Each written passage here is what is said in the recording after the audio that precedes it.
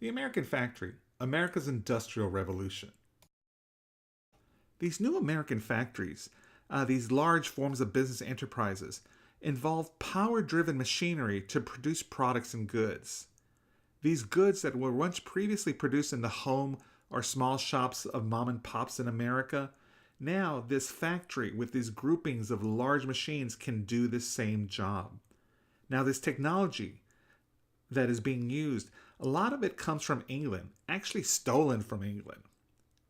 We'll actually see now American inventors and scientists and mechanics create this new business opportunity, these new business forms, these new factories. The first factory in the United States was begun after George Washington became president.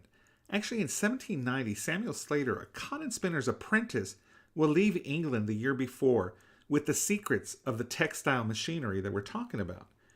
He will build a factory from memory to produce spindles of yarn.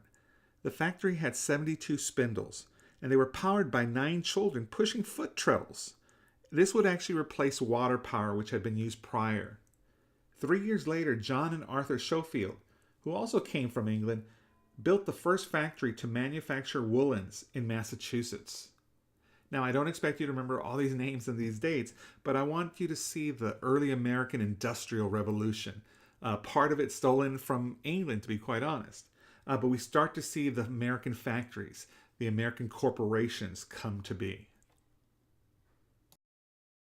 From the early textile industries, we see factories spread out to many other areas.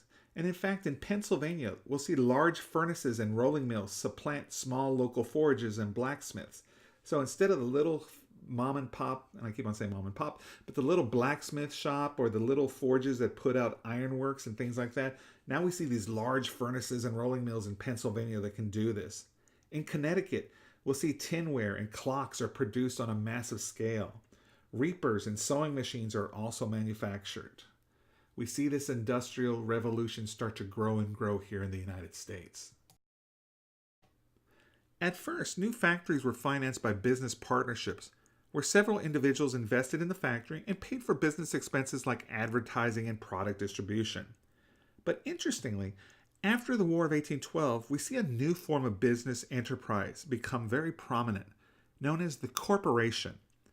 In a corporation, individual investors are financially responsible for business debts only to the extent of their investment, rather than extending to their full net worth, including their house and their property.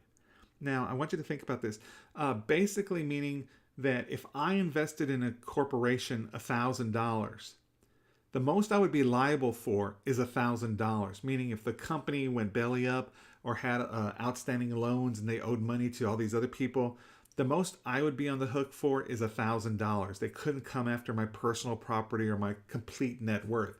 I would be held liable only up into the amount of my investment. That's what the corporation does. And we still see that today with corporations, right? You invest and you buy stock, and you're only liable for the amount of stock you own.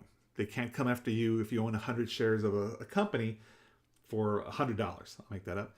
The most that you're liable for is that 100 shares. They can't come after you for, let's say you have thousands of dollars in your savings. They can't come after that. You're only liable for what you paid into it, the stock, your investment. That's what the corporation does. Now, the corporation is the new business model of the United States. It's originally used by bankers and builders, but we'll see this corporation concept spread to manufacturing. And in fact, we see the first textile factory that uses the corporation to their benefit. And in fact, this textile factory is started by Francis Lowell, Nathaniel Appleton, and Patrick Johnson. You don't have to remember their names, but I do want you to know what they do. This corporation, this textile corporation, they will actually incorporate all the procedure from the cotton lint, transforming it into finished cloth from A to Z, right? They're going to do everything in this textile manufacturing. And in fact, by 1840, you'll see the corporate manufacturer is the commonplace. Everyone is a corporate manufacturer, especially in the Northeast.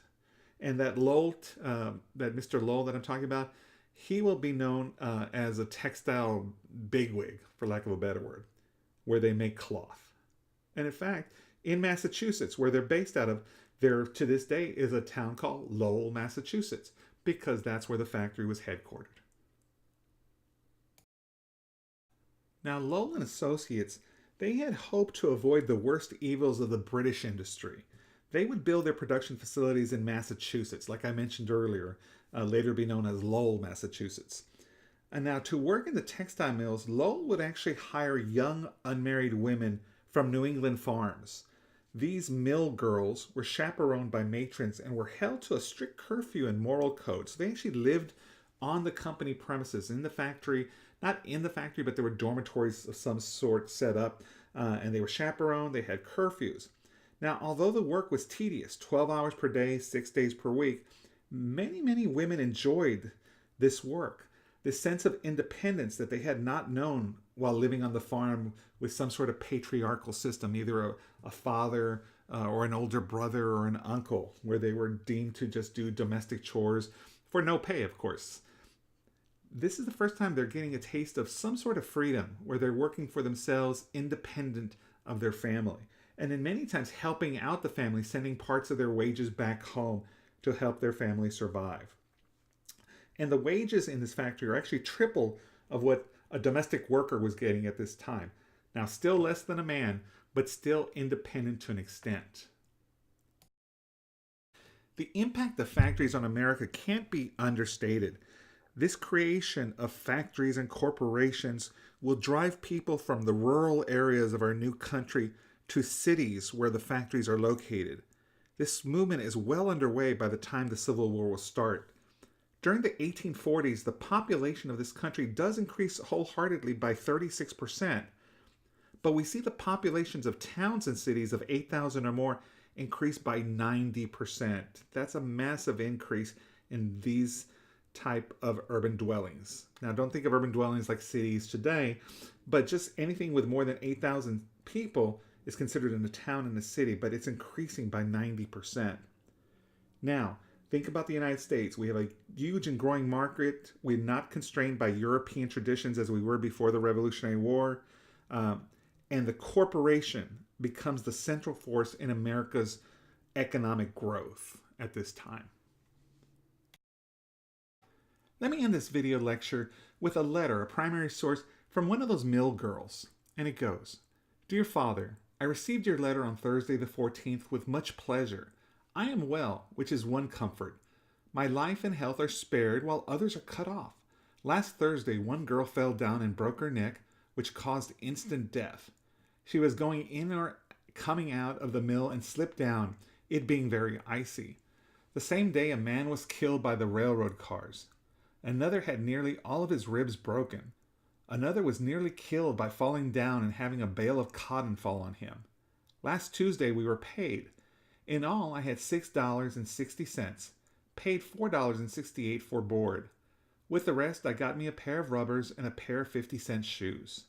Next payment, I am to have $1 a week beside my board. I think that the factory is the best place for me, and if any girl wants employment, I advise them to come to Lowell." This excerpt's from a letter from Mary Paul, Lowell Mill Girl, December 21st, 1845. Now, the takeaway from this is, now all these horrendous things are happening around her. Someone fell down and broke her neck. This man was killed by a railroad car. This other person nearly had all his ribs broken. And all this, and she's still optimistic because, like I mentioned, we start to see women start to play a different role in society. Now, not wholeheartedly, but women working in this new industrial America. And it's quite a change from being stuck on the farm with dad telling you what to do, or your uncle or your brother.